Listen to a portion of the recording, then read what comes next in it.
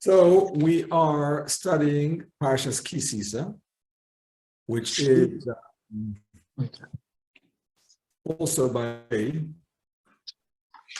is Parshas Para. We read 4 special Torah portions in the month of Adar, or around the month of Adar. We had last week Parshas Zohar, when we remembered Amalek. We had before that, 2 weeks before that, Shkalim, about the shekel. This week is Para, which is a red heifer, reminding them by themselves before the month of Nisan, so they could all bring the Korban Pesach. And the following week, we're going to have the concept of Rosh Chodesh as well as the Korban Pesach, which hopefully will bring this year in Yerushalayim with Mashiach. Amen. But as far as the Torah portion itself is concerned, the Torah portion with great highs and lows. Torah portions have a theme, and the theme, of course, of this portion is the sin of the calf. And together with that, we have the low, of course, of that sin. And then we have the forgiveness that comes from Hashem as a result of Moses' prayers, and then the shining light that's coming from Moshe, and so on. The beginning of the Parsha speaks about the building of the Mishkan. So it really has a lot of ups and downs in the Torah portion. It's interesting that the first 2 are among the longest aliyahs in the Torah. The Kohen aliyah and the Levi aliyah of this week's Parsha are the longest aliyahs in the Torah. Aliyah, by the way, is when a person gets called up for the Torah reading.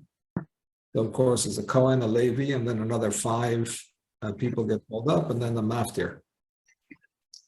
So the Kohen and Levi aliyahs this week are very long. Does anybody know why?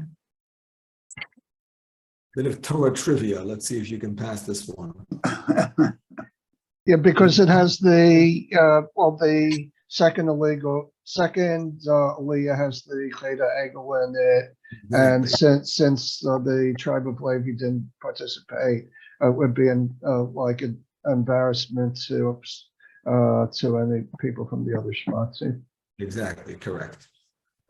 We want the second aliyah, which speaks about the sin of the golden calf, to go to a member of the tribe who did not commit that sin, which is the tribe of Levi.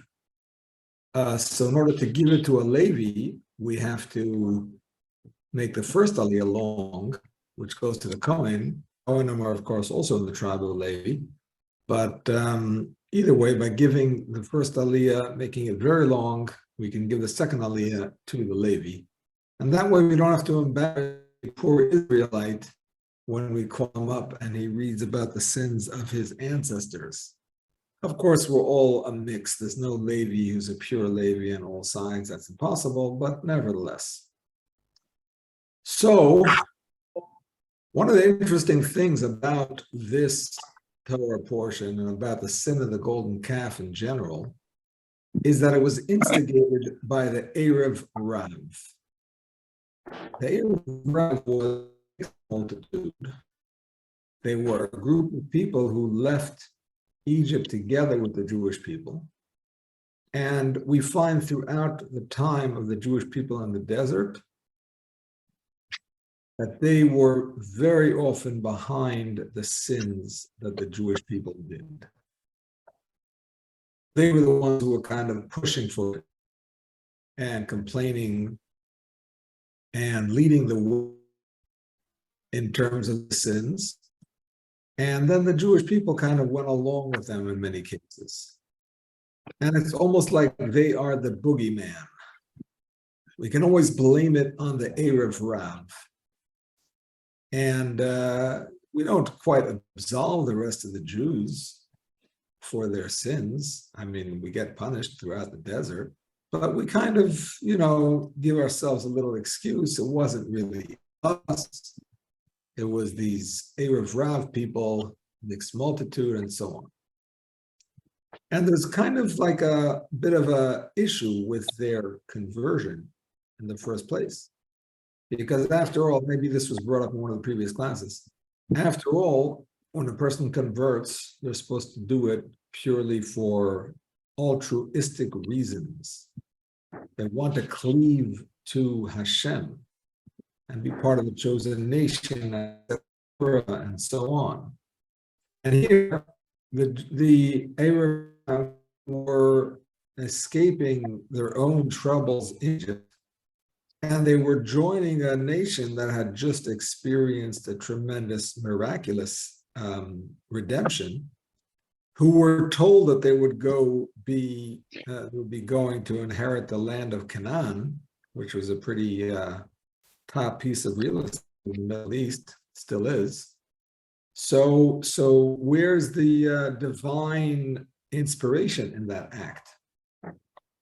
And this is a question. It's kind of a question that never really gets fully answered. And in fact, when the Erev Rav, I'm sorry, there's some background noise here, but I'm out of town and I got myself a little conference room to give the class in, but there are noises coming from other rooms, so I'm sorry. Can you all hear me? Yes. Okay, good. So the point is that when the Erev Rav wanted to join the Jewish people, Moshe asked Hashem if he could accept them, and Hashem kind of wasn't so happy about it. But he let Moshe make the ultimate decision, and Moshe decided to accept them. And that's why in this week's Parsha, we find that the Erev Rav are referred to as Moshe's people. It was like they were under his wing. It was kind of his fault.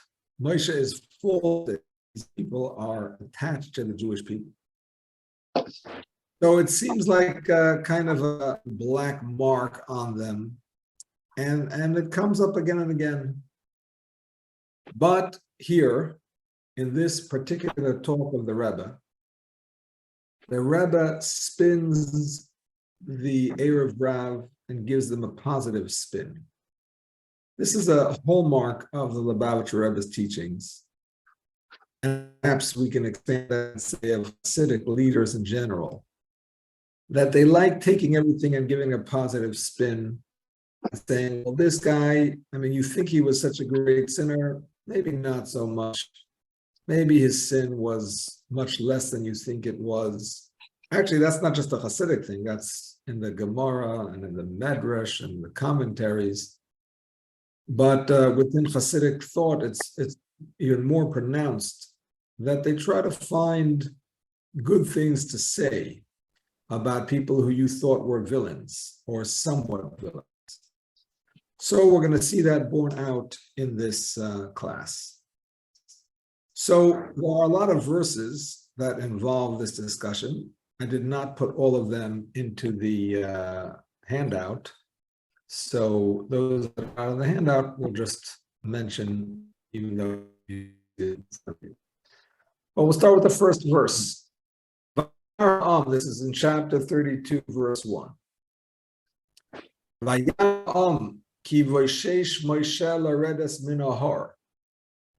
The people saw that Moshe was delaying in his return from the mountain. The problem was that they counted 40 days from the day he went up. And in practice, it was not that day was not supposed to count because it was only a half day. It was miscalculated by a day. When he didn't come, Vayikohel ha'om al Aharoi. The nation gathered against, or I shouldn't say against, they gathered towards Aaron. By Yoimru Elav, they said to him, Kum aselanu Elohim, rise up and make us a god. Asher yelchu lefanenu, that will go in front of us. Ki zeh Moshe ha'ish, because this man Moshe, Asher ha'elanu me'eretz Mitzrayim, that took us out of Egypt, lo yadanu me'hoyoloi, we don't know what happened to him. And the commentaries say that the people, the nation that we're referring to here, is the Erev Rav, is this mixed multitude that we mentioned earlier. Now, I want to point out that sometimes nation can refer to all of the Jewish people.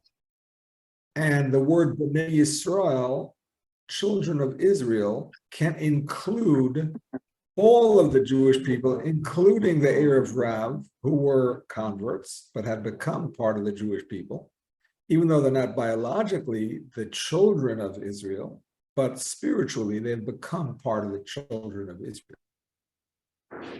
When these two names, and Bnei Yisrael, are used in the same story, sometimes the word which means nation, and sometimes the word Bnei Yisrael, which means children of Israel, then it seems like the Torah is trying to differentiate between the nation and the children of Israel.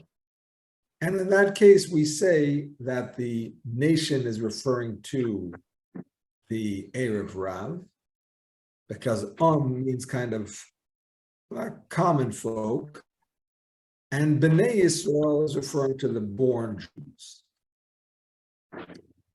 So the commentaries say that the Erev Rav, that group specifically, were saying to them, we don't believe that we merit to have Hashem's constant providence looking after us on a daily basis and taking care of everything we need. When Moshe was alive, so then Hashem did that for us, even though we are not so meritorious, we don't deserve it so much, but in the merit of our leader, he did it. Now, however, Hashem is going to pull back his miraculous leadership of us, and therefore we have to kind of channel other forces of nature to kind of give us success and help us out in our tough spot here in the wilderness. Of course, this is a idolatrous thought, because Hashem is everywhere with everything, every detail of this world, even though sometimes it's revealed and sometimes it's concealed.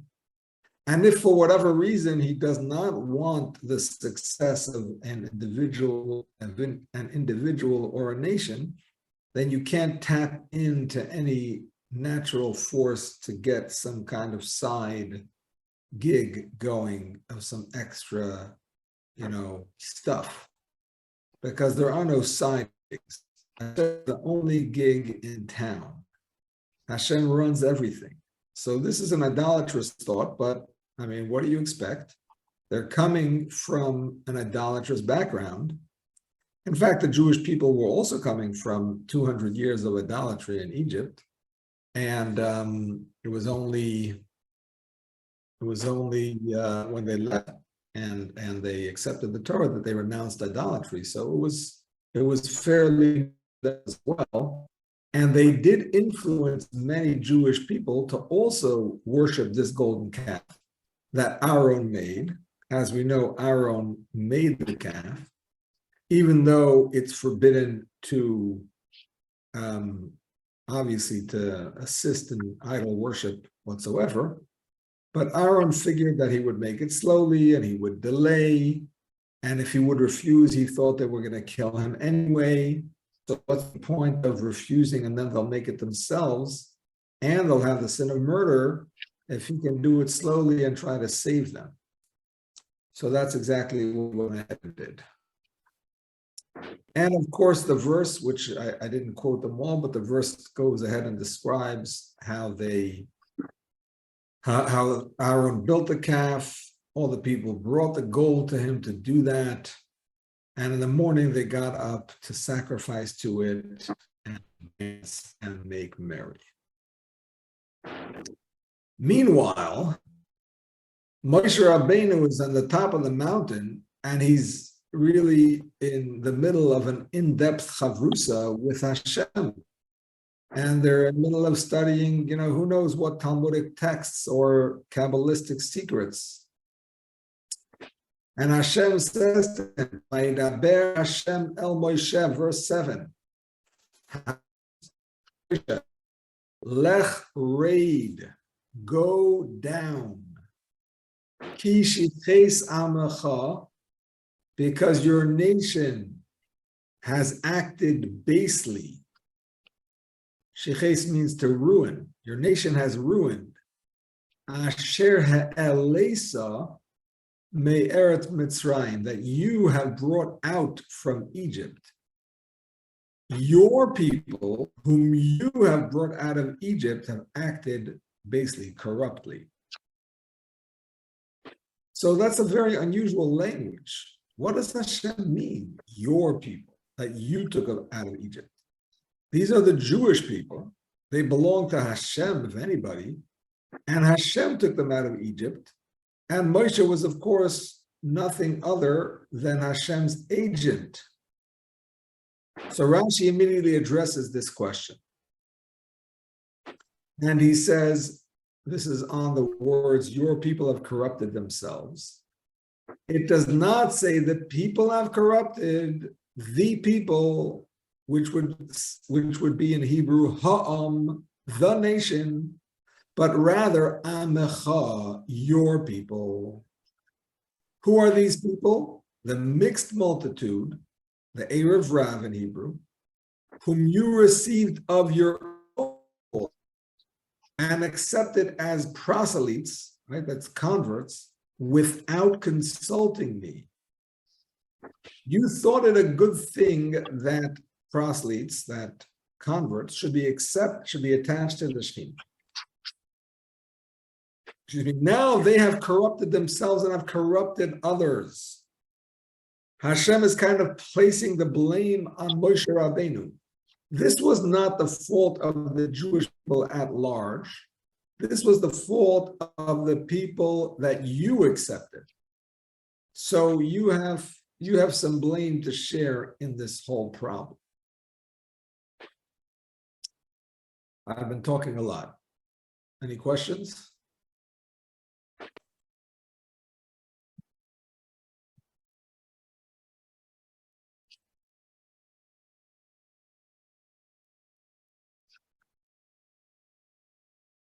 No What do you questions? think? Yeah, what was really a reason why in such a difficult journey, so many people who, did not have a full dedication were trusted to be among a group of Jews who were traveling? I'm just really curious. Was it any specific psychological reason because they decided to join? Most of them, in my opinion, had completely different intentions than Jews who went to receive a Torah. Right, exactly. It's like the Russians that are being let out of jail to fight in Putin's war in Ukraine. They're not doing it for any patriotic reasons. They're using the opportunity to get out of their own troubles. So it's a hard question. But Moshe, if we can draw a parallel, because I was saying earlier how the Lubavitcher Rebbe saw things with a good eye and always spoke in the positive. He didn't like when people spoke negative about Jewish people, or in general spoke negative. He would always try to correct that. just express himself in a positive way. Even a simple thing like a hospital, he suggested that it should not be called a bet cholim in Hebrew, which is a house for sick people, but a bet refuah, a house for healing. And a cemetery shouldn't be called a bet hakvarot,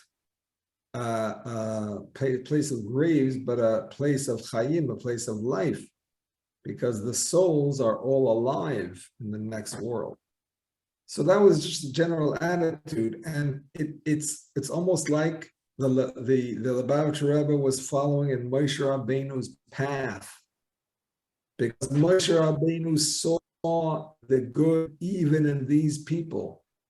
Even when Hashem wasn't so happy to accept them, so to speak, and Hashem was down on them, Moshe still saw the good. He saw the potential. And the Arizal says, and this is a pretty intense statement, the Arizal says that Moshe Rabbeinu lost his own life as a result of his dedication to these people. Everybody knows that Moshe Rabbeinu was dedicated to the Jewish people. We read about that in this week's parsha as well. That when Hashem said, I'm going to wipe out the people and I'm going to make you into a great nation, Moshe Rabbeinu said, no, I would rather you wipe me out. If you're going to wipe them out, wipe me out. And of course, Hashem listened to him and did not wipe out the Jewish people. But so that's well known. But he was also dedicated to this particular group of converts, and he ended up losing his life as a result of that, because they were the instigators of the sins in the desert, and Moshe Rabbeinu's death in the desert was related to these sins. Of course, he had his own sin of hitting the rock, but if the rest of the Jews had been going into Israel, he wouldn't have gone in with them. The only reason Hashem was so strict with him, with the hitting of the rock, is because his whole generation was passing away, and it was kind of not appropriate that he, as their leader, should remain alive and go into the land, and they all passed away. So his devotion to these people eventually cost him his own life. Rabbi, Yes. can I ask you a question? The mixed multitude that left Yeah. with him, they Yeah. consisted of many Egyptians, obviously. Not just Now- Egypt, because there were other nations that were living in Egypt, perhaps enslaved. So Okay. That's why they're called mixed multitude. Okay. They were all kinds of nations. Was it a mistake really that he brought them? Because he could have used them to negotiate with the Egyptians if they caught up with them. If they actually they wouldn't have made it any further. They couldn't get through the water. They may have been able to negotiate for their lives more. I mean, I'm not saying that this could have happened, but maybe that's something that he may have thought. He brought them for a strategic reason, not just because he thought because he looked at them in a light that was, that they were good people, and he could see maybe that also, but he may have used them for a strategic reason as well, which may As have. a lawyer would say in court, conjecture, Your Honor. What's strategic? Moshe followed One second. Let me just say. I mean, that's a conjecture. I mean, can we say that there was some ulterior motive on Moshe's part? I mean, that's pure conjecture. We don't have any mention of such a thought in our writings. So I But know he can't say that he just saw good in them. But I mean, that's also a conjecture too. Just say he saw. No, that's the simple understanding. That's a simple understanding. Saying that there was a military objective when we don't find anything, relating to anything, to any military, that's an idea, but it's just, it's an idea. I can't disprove it, but it's not found within our literature. Let's put it that way. I can disprove it. Okay, go ahead. Why would the Egyptians feel sorry for the Egyptians that were traitors and left their country and went Why? with Because- Israel. Okay, I'll tell you why. Because Dayton was even though he was a Jew, he was able to negotiate with the Egyptians. And there are many of them like him that could have done the same thing once they reached a certain point. They were operating on a very corrupt level. And it required something, not just a bunch of pure people that were already, who were already in bondage already, but people that were already within the framework of Egypt who may have been able to negotiate with them and at least allow them to live and bring them back. And even if that had been the case, instead of killing They them would right be on the spot. mad. They would be more Negotiate mad on the traitors than on the Jews. Negotiate what? What are you talking about, Moshe? No, what I'm trying to tell you is that What's the what I'm negotiation? trying to say is that And they these were would have not given them necessarily- back for their own freedom. I'm just saying it's conjecture, of course, but I'm trying to say that Moshe Rabbeinu may have had his intent was to bring them with for strategic reasons as well. That's basically what I'm trying to say. It wasn't just because he saw good in them, but also for strategic reasons as well. To barter with Pari about them. Listen, Possibly. scholars, But some amongst Scholars them that- might have been able to do it.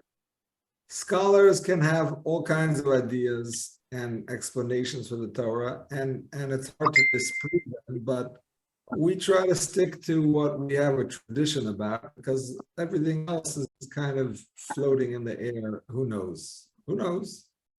Can I say it's not possible? I can't say. There's a lot more to the text than we know of, but the things that we have a tradition about, those are things that are a better bet for us to learn from. Let's put it that way.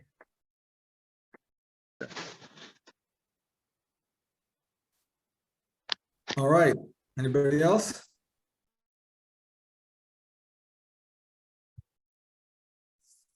Okay, so we'll continue.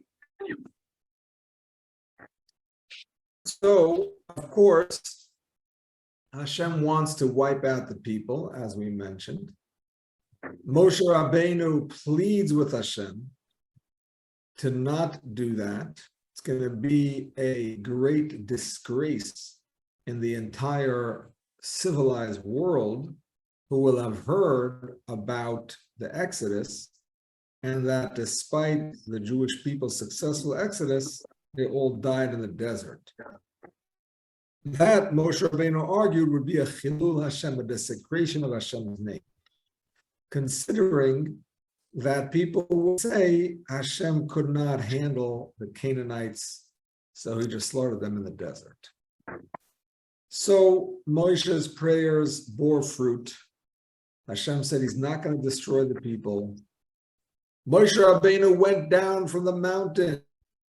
He saw the people dancing around the golden calf, and he smashed the tablets.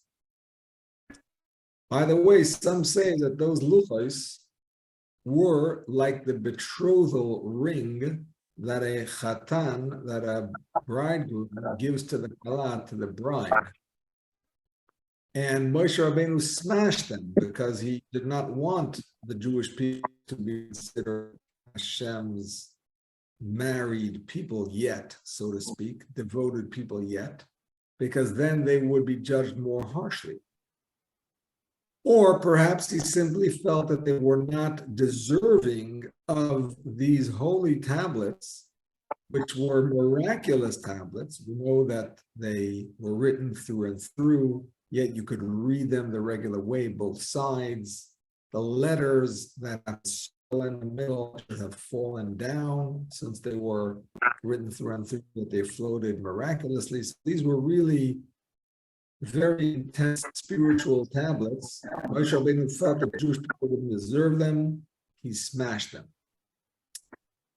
And then he said, Mila Hashem Elai, who is to Hashem with me? All of the members of the tribe of Levi gathered with him. And he had them kill anybody who there were witnesses that had A, worshipped the calf, and B, had been warned not to do so. You can't kill a person according to Jewish law unless they are witnessed by two kosher witnesses, and they were warned before their sin not to act. Which is interesting because who was doing the warning? It seems that there were some people who were doing that warning. Maybe it was the Leviim themselves. So that's an interesting point. Anyway, that was number one group of people who were killed. Number two, it says that Hashem smote the people. There was a plague, and many people died. And finally, the third group died in the following manner.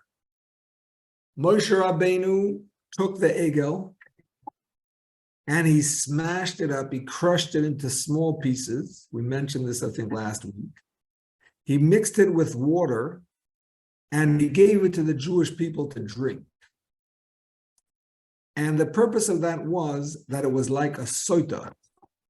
A soita, a suspected adulteress drinks a particular type of water, and if she's guilty, then she dies as a result of drinking that water. So the people who were not warned and had no witnesses were the ones who drank the water, and they died as well. And then the ones who were witnessed but had no warning, they died in the plague. Now there's an interesting thing. I didn't quote this verse, but when it comes to the people who were killed by the Levites, it just says the people. So it's understood that they were, many of them at least, were members of the mixed multitude. The same thing when it comes to the plague. It says that it was the it was the nation that died in the plague. Again, perhaps it was the mixed multitude or many members of the mixed multitude. But when it comes to the drinking of water, it says, Vayash es bnei Yisrael. He gave to drink this water to the Bnei Yisrael, to the Jewish people, which is a very interesting point, because it means that there were people who were members of the Erev Rebbe, members of this mixed multitude, who did not, who did sin, yet did not die. Every single born Jew who sinned died, with no exception.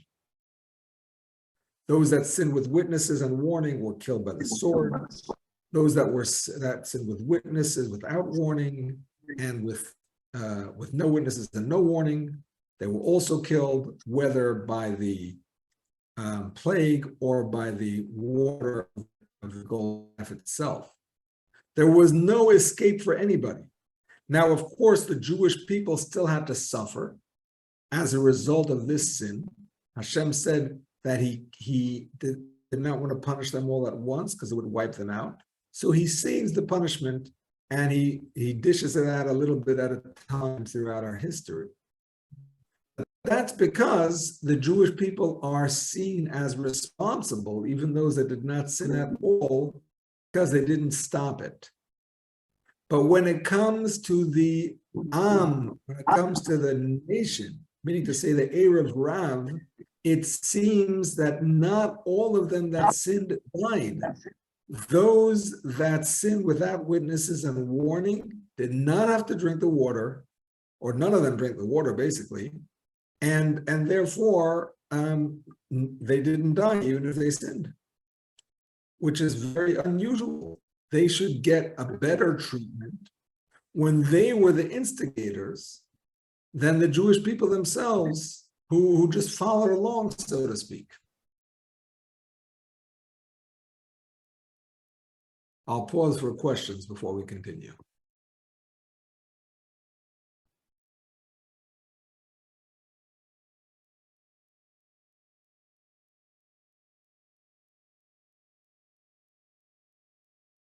Questions, anybody?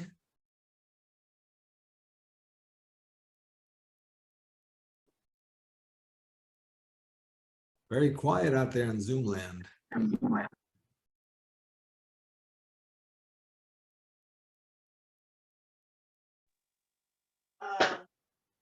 Rabbi, Yes, please.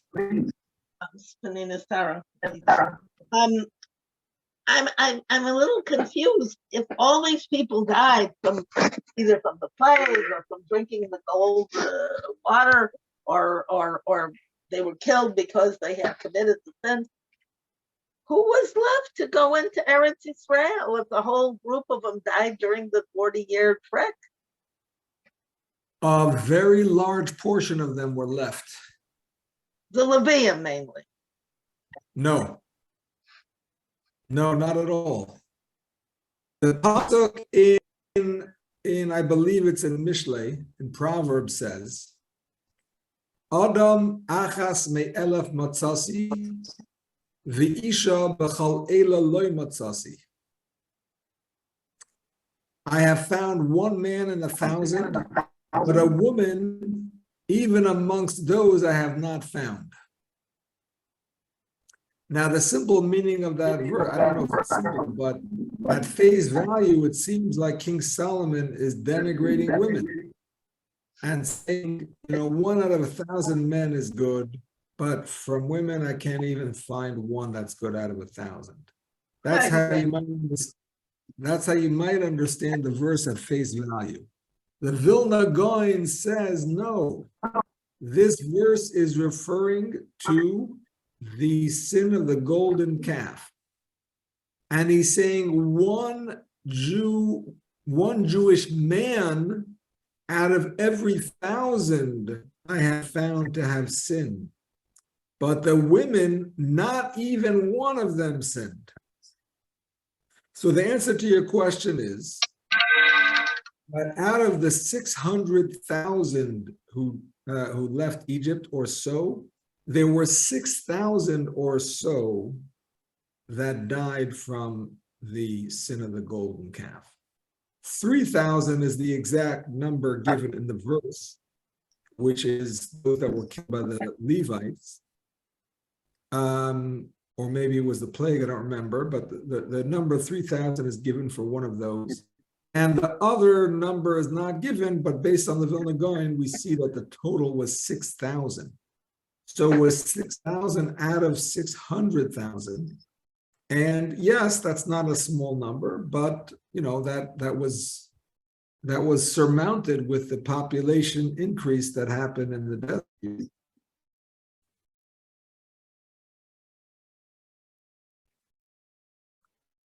All right, did I answer your question? More or less, I think. But Okay. you say, but I just want to clarify something. Yes. If the Levites were the witnesses, or they were ones who were with Moshe and they had to slay the others whom they witnesses, then wouldn't they have survived, or no? Yeah, the Levites all survived. None they of them did. died. Yep. None of them died as a result of this sin. And in the desert, also the decree that all of those between 20 and 60 had to die in the desert, and none of them entered the land of Israel. That decree did not apply to the tribe of Levi because they had not participated in this sin, nor in the sin of the spies. We're going to get to that in a few months, God willing, and we don't have a spy from the tribe of Levi because the Levites had no worries. They were sure Hashem could take care of things, and they weren't worried about it. So they didn't participate in that sin either. And the decree of death that applied to the adults of that generation did not apply to them. Thank you. Sure. Okay. So we continue with the next verse, verse 34. The ata and now lech necheas ha'am, go lead the people, ela shedibarti lach, to that which I have spoken to you. Hine malachi yelech lefanecha, my angel will go in front of you. Uviyoim pakti ufakanti aleim chatasa. This is what I was mentioning before, that Hashem said, on the day of the accounting, when I have to punish them for other sins anyway, then I will account for their sins, meaning to add some punishment for this sin. That's in verse 34 of the chapter that discusses this, chapter 32. And then the verse goes on to say that Moshe Rabbeinu gave the river to the Jewish people, they drank it, and so on. And then in the beginning of the next chapter, we read, Vaydaber Hashem el Moshe, Hashem spoke to Moshe, Lech alei mizeh, go and come up from this. Ata you v'ha'am asher ha'alisa me'eretz Mitzrayim, and the nation that you have brought out of the land of Egypt. You're going back to Israel. Ela Oretz, to the land, Asher neshbati la'am, that I have promised to Abraham, Isaac, and Jacob. Lemor saying, L'zaracha etanena, I will give to your seed. I'm hearing an echo, so if you don't mind, I'm going to mute you all, and you can unmute yourself as needed. So, the point is that who is this Asher Elisa Me'eretz Mitzrayim, the nation that you have taken out of Egypt? Rashi says, you and the people. Here, in contrast to Exodus 32:7, it does not say, and your people, the mixed multitude which you of your own accord brought up from Egypt. Here, Hashem refers to the as ha'am, the nation, not your nation anymore. Now, this is the same group of people, by the way. This is not a different group of people. This is the same Erev Rav, the same mixed multitude. Hashem is saying to Moshe, you are going to take them into the land. But now, I'm not calling them your nation. I'm calling them my nation. He doesn't say mine, but he doesn't specify that they're Moshe's. He's no longer blaming it on Moshe. He's now accepting them as being part of regular Jewish people. But the amazing thing here is, like I said before, that the members of the Erev Rav, some of them survived despite having sinned. So what is this about? Why should that be? So first of all, on a simple level, we can say that we know Hashem judges more harshly a person who it's expected better of them, right? The righteous are judged more harshly. Moshe Rabbeinu himself, he hit the rock, big deal. He hit the rock. He should have spoken to the rock. He hit it twice. He got angry, all kinds of things. But for that, he has to die. Yes, Hashem is very strict with the righteous people because he expects more of them. So in the simple interpretation, you can say that the Jewish people were not forgiven, those that had actually sinned, and they had to die. Whereas the Erev Rav, it wasn't, not so much was expected of them. So those that were witnessed and warned died. Those were at least witnessed died. But those that were not witnessed nor warned, they had the opportunity to do tshuva. Not that they just were forgiven stam for no reason. They had the opportunity to do tshuva, and they did tshuva, and Hashem accepted that tshuva, and they were able to go into the land of Israel eventually. So I want to share with you what the Talmud says. The Talmud says that really the Jewish people at the time of the sin of the golden calf, they were not really prone to that sin. It was really beneath them, something completely unexpected based on their spiritual stature at that time. And the Talmud says the only reason that they sinned, meaning to say Hashem kind of, I want to say, sin, but kind of put them in a position to sin, because Hashem could have prevented this whole thing very easily. He could have just kind of put into their heads, yeah, Moshe is just not counting the first day and he'll be there and don't worry. Or he could have put in Moshe's mouth from the first place, I'm coming back in 41 days or in 40 and a half days or whatever.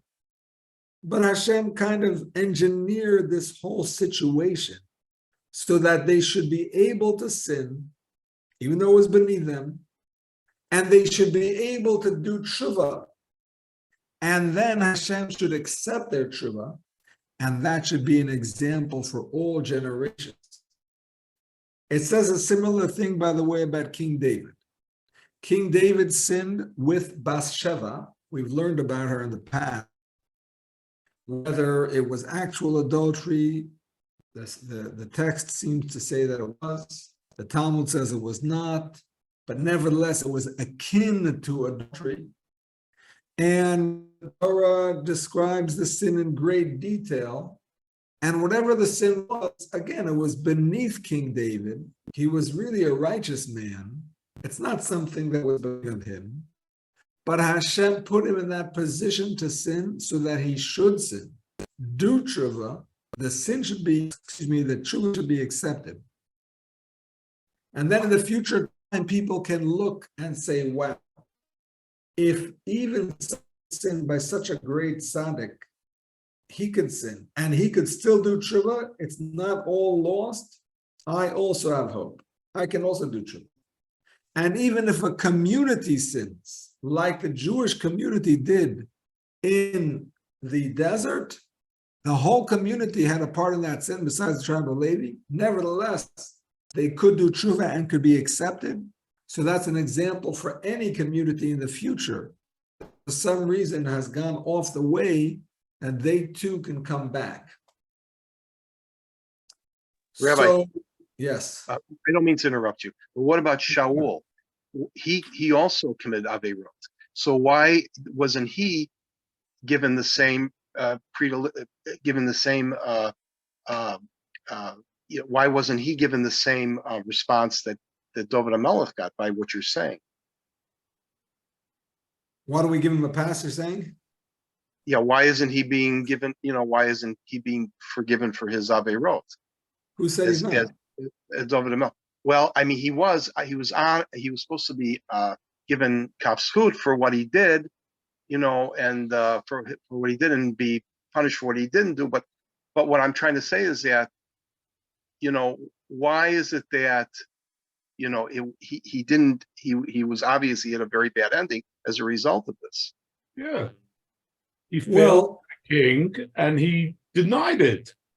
He didn't confess up. David HaMelech had a personal failing. He liked girls. Shaul failed as a king. He was told what to do as a king and he didn't do it. And when Hashem came to him, he said, no, the people made me do it. No, I thought I did. David HaMelech said, Chatasi. Yeah, so that is a good point that Isaac is making, that King David was humble.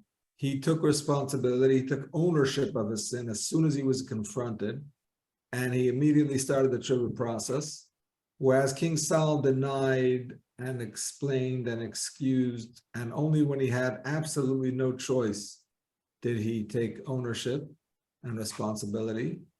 And despite that, I do want to say that he was forgiven. He had to die, but he was forgiven. Because when Shmuel was brought up from the dead, and King Saul asked him what's going to happen, so Shmuel said, tomorrow you and your children are imi, you're with me. Meaning to say you're going to die in battle, is what he said to them. But in the next world, you're going to be with me. You're not going to be in Gehenna. You're going to be with me. So ultimately, even though he didn't do a full tshuva, but he still felt shame for his sin, the Gemara says. And shame is a very positive feeling in terms of it being the impetus to tshuva. And that was considered enough for Shaul, together with the death. Again, it wasn't a full tshuva, because if it had been and had been accepted, he wouldn't have had to die. But together with the death, it was considered to atone even for the very severe sin that he did, killing out the city of Nov. So ultimately, his tshuva was accepted, but not without severe suffering. David, because he admitted and took responsibility right away, so that's why his tshuva was accepted without his own death. But I will say that he didn't escape punishment because he had a lot of problems for the rest of his life. He had a lot of internal family problems. So he did suffer. But nevertheless, his tshuva did more easily than King Saul. Rabbi, Yes. we, as I understand it, we don't accept the concept of original sin, quote unquote, when a baby's born.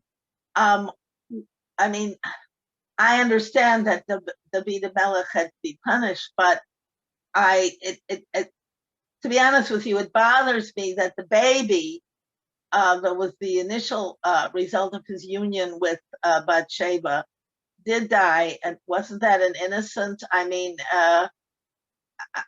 to what do we attribute that? That baby could not have been, may have been a product of something that he should have done when he did it, but the baby didn't sin. These are God questions.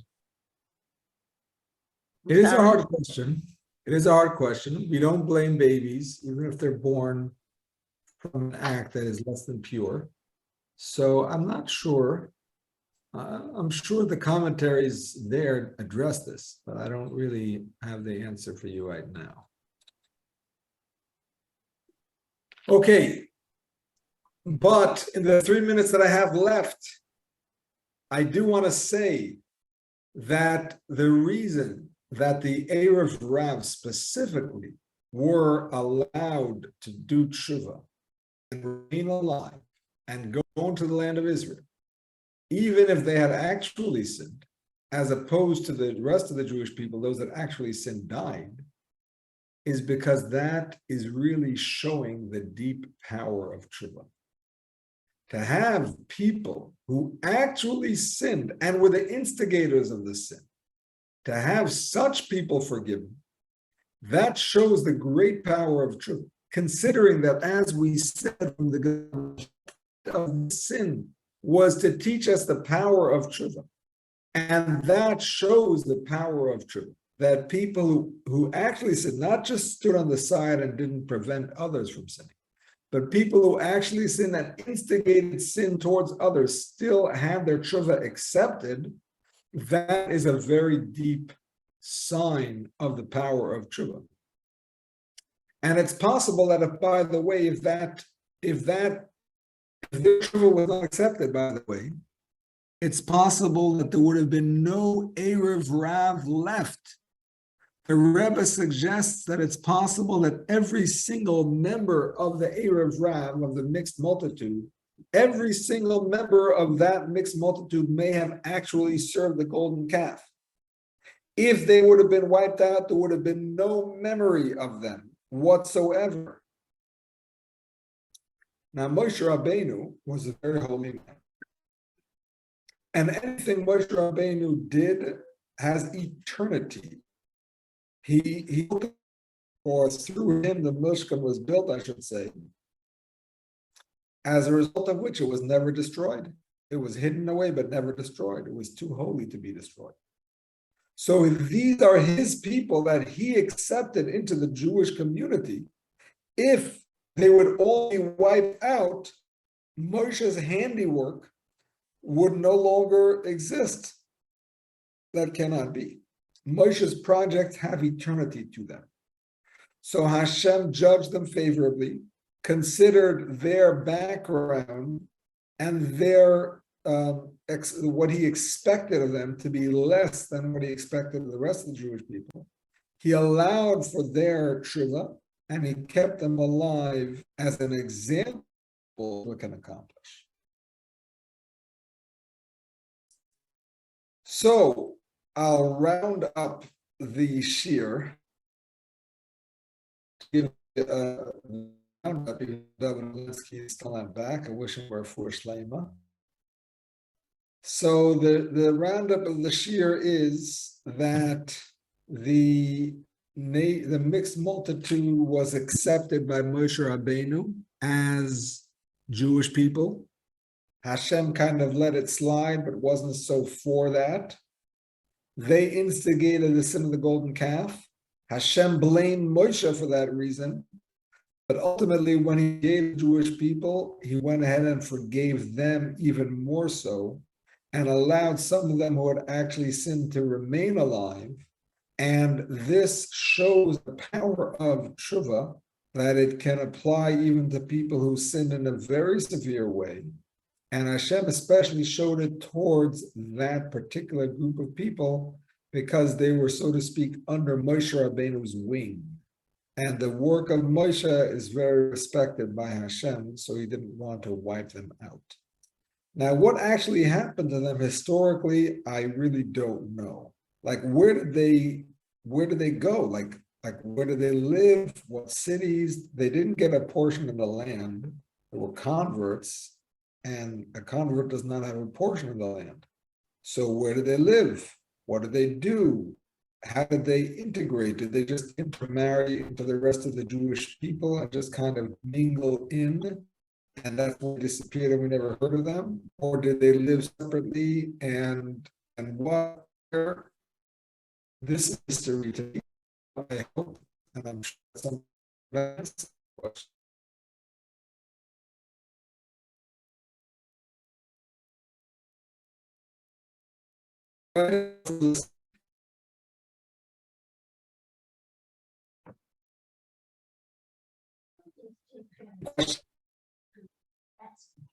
Yeah. Rabbi, I think you froze up on us. my pleasure. All right, thank you very much, Rabbi. We got Thursday well because I'm busy on Tuesday, so I'll see you all next Thursday, God willing. Thank you, Mitzvah. Thank you. Have a good Shabbos.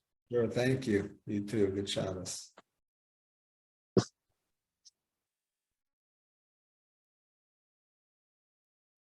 Bye, everybody.